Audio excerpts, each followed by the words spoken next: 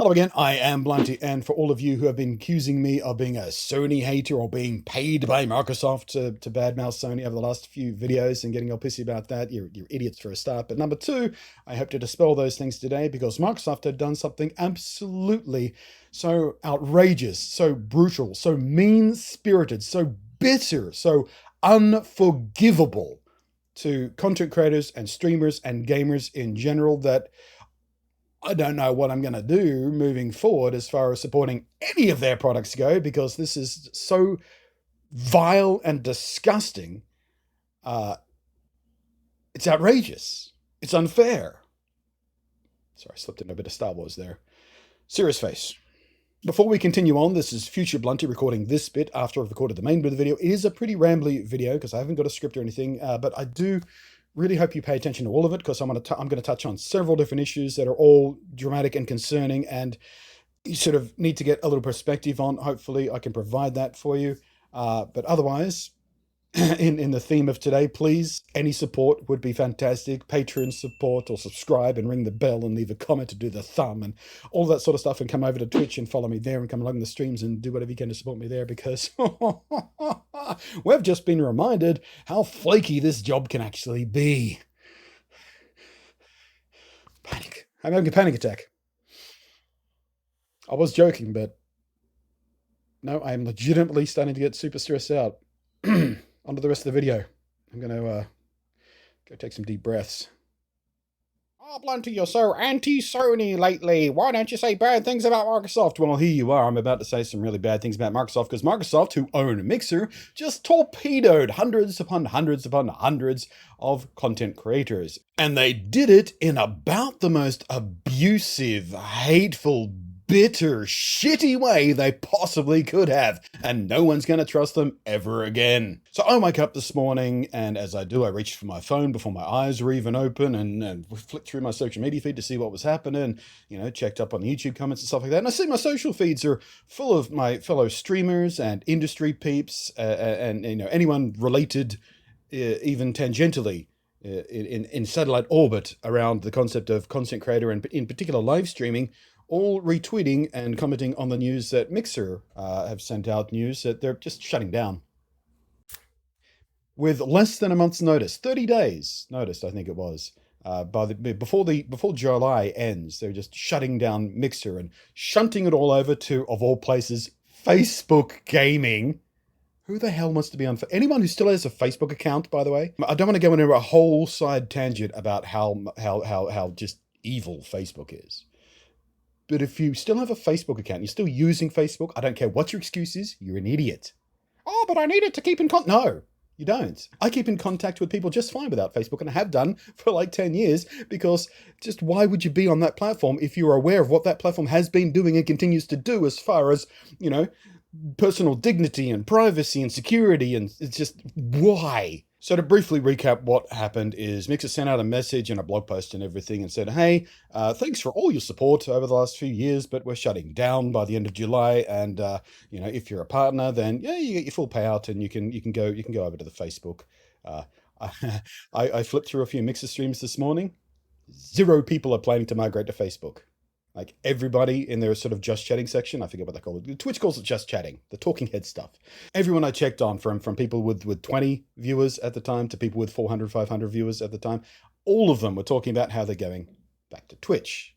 There was no warning of this, no leaks, no rumors, no industry rumbles at all. In fact, from what I saw in the chat of some of the Mixer streamers I was watching this morning to catch up on how they were feeling about this, I heard more than one story about people who were talking to their partner managers, and the partner manager was like, yeah, no, we weren't told. I'm out of a job as of 30 days from now. So Mixer employees didn't even know this was coming, so they're losing their jobs. And deals like this don't just happen, by the way. Deals like this between companies like Facebook and Microsoft, they don't just happen in a week. They don't just sort of have a lunch meeting and go, hey, you want to buy Mixer? And Facebook like, yeah, well, Facebook Gaming hasn't been doing so well. Maybe we can sort of roll that in and get an automatic audience that people actually want to use Facebook Gaming, because nobody does, because Facebook sucks donkey ass. Yeah, sure. Here's gajillions of dollars. Doesn't happen like that. This is months and months and months of negotiations and talks and deal making and just... For this to be announced so suddenly And for the time frame to be so short for every streamer on there to just pack their bags and get the F out and rejigger everything they're doing. No. The other thing that's happened with Mixer recently is a whole bunch of sexual predators got exposed, and Sex Pest, and a couple of large streamers, and one of the Mixer employees was exposed as being desperately, desperately, horribly racist. So I have no doubt in my mind that the announcement of this was accelerated very quickly in order to wash their hands of responsibility for this extremely complicated issue. What are they going to do with all these sexual predators high up in their system and their own employees being exposed as desperately, desperately racist and horrible people? Well, they can just wash their hands of it now. Not our problem. Facebook's problem now. Mixer was still approving new partners literally days ago. I saw someone on Mixer saying that their friend just got partnered on like Friday. They got the email on Friday. I went, hey, partnered. And the email was like, hey, congratulations and welcome to the Mixer family. And now gone, vanished, nothing. Good luck on Facebook, I guess.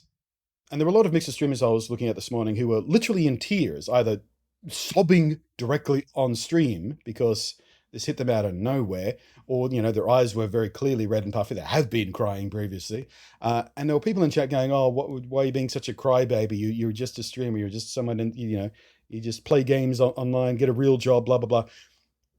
Anyone who says that kind of stuff has no idea how much work goes into actually creating a financially stable and successful and supportive, uh, you know, channel. It's not just doing what I'm doing this morning all the time, turning on the camera and just screaming into a microphone. There's a tremendous amount of work to do, particularly streaming on a full-time basis that can and will support you. So having now 30 days to migrate as much as their audience as they can across to another platform is not the only hurdle to hit here. And let's not forget, when Shroud and Ninja moved platforms over to Mixer, some of the biggest streamers in the world, I think Ninja was literally the biggest, maybe second biggest, and Shroud was, right up there as well. Tens of thousands of viewers every stream, and they went to Mixer and their viewership plummeted. Because changing your platform like that, regardless of what platform it was to or from, will lose you massive amounts of your audience. It's not just moving the audience. It's not just convincing your audience to come follow you on a new platform and come regularly to that new platform and create a new habit of coming to see you on that new platform. It's all the tools as well. Streamers who do this for a living have a tremendous amount of tools backing them up. They have all their mods for a start, people tools. And then they have all their technology support tools that are tied in. So they might have bots that now need to be migrated. They might have merchandise stores and business licenses and any number of things that were part of the support structure of their stream. All the stuff that happens behind where you see them through the lens of the camera, all has to be moved across now. And that's a tremendous amount of work to get done in a month while you're panicking about how you're going to pay the bills next month, because who knows what's going to happen where you can't, your income is just gone, I don't know, maybe, probably not. So I just saw a tweet. Someone has done the math on what Ninja has made. Ninja left for Mixer. He left Twitch for Mixer on August the 1st last year.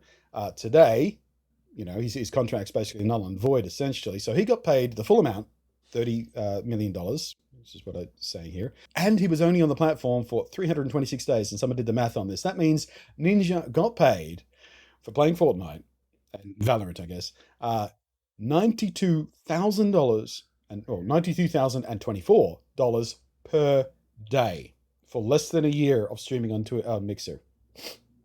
How do you feel about that? You think that guy's worth 90 grand a day? But all of that aside, my genuine, real worry is for the mental health of a lot of these people, because it's no secret that a lot of people who are attracted to streaming and creative pursuits in general very often have slightly more mental health issues than someone who's happy to work in an office 24/7, for example. It's one of those cliches. It goes with the territory. An artistic, creative person, a performer type person, very often has this kind of personality makeup and mental health issues. I know I certainly do, and I'm much happier doing this than I ever was working in retail. But when you do have a mental health situation that does make you a little more fragile to change, for example, and sudden and dramatic change, and your financial situation rests on someone else's platform, basically, as mine does. And there are a lot of people saying, oh, this serves you right for having all your eggs in one basket. Again, you have no idea how hard it is to just make one platform successful. to put all your eggs in different baskets to make sure you have multiple platforms on the go. It's not the same thing as having a Patreon, as I do, or a merch store. Those are supplemental. The core of the income is, the main platform, and you really can't do that on two different platforms at the same time.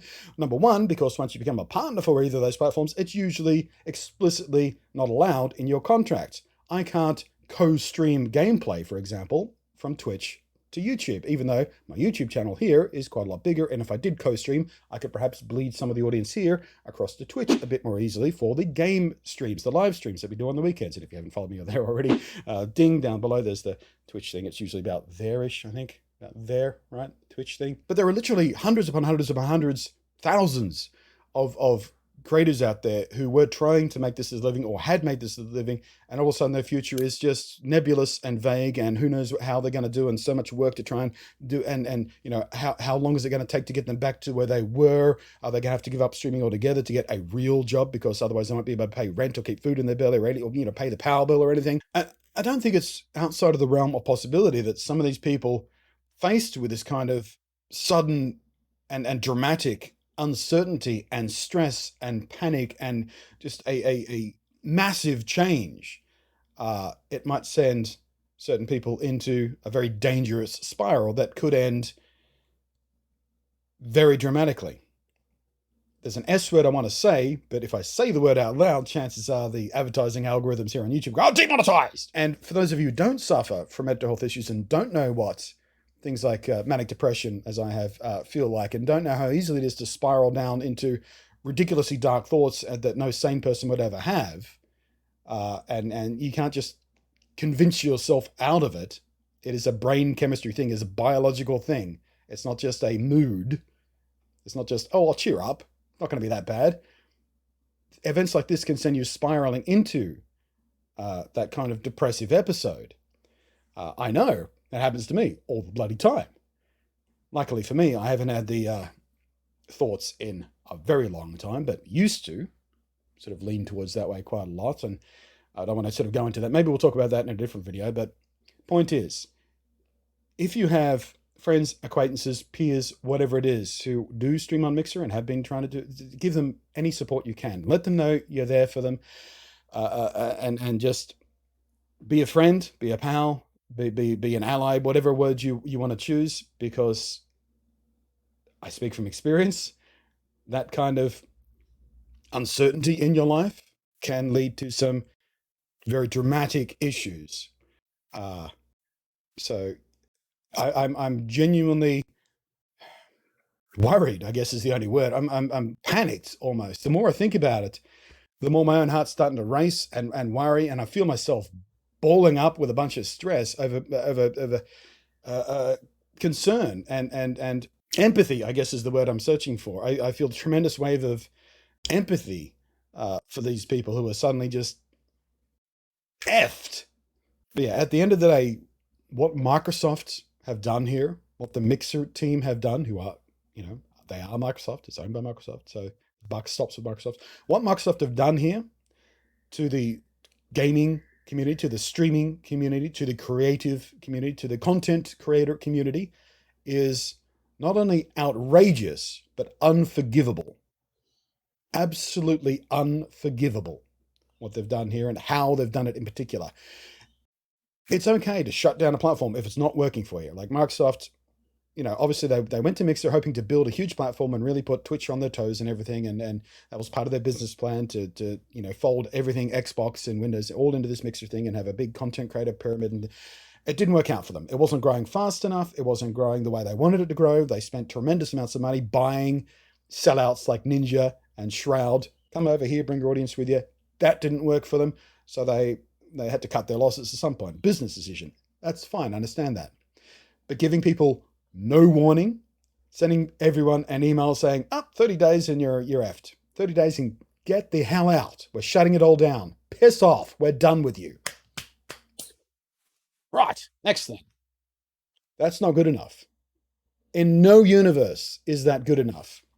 So again, as we started out in the video, for those of you who think, because of all the Sony videos I've done recently, pointing out all the dodgy things they've been doing with their PlayStation 5 stuff. You're paid by Microsoft. No, I'm not, because here I am doing nothing but tearing strips off what Microsoft have done to me. Well, not me, but people like me, us, content creators and content consumers. Even it's not like you're not affected either if you don't do this. I mean, it doesn't affect you as wildly, but if you want to watch your favorite streamer, you might have to have a Facebook account now. Ooh, who wants that? I didn't really have a singular point to make in this video. I just needed to say something about how outrageous this is, and how much concern I have for my fellow content creators out there.